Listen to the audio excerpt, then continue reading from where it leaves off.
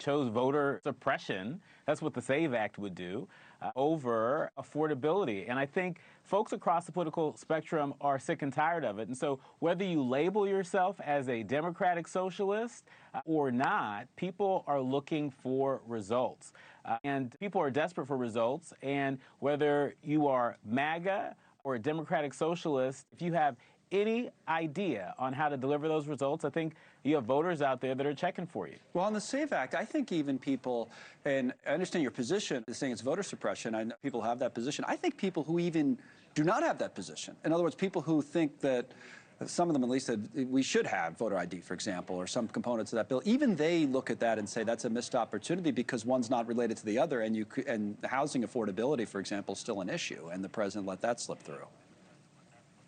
Look, a number of folks have been saying for a long time, they've been crying we need more voter ID, that voter fraud is rampant across the country, and that just does not bear out in the facts. There is not one report that says that voter fraud is rampant.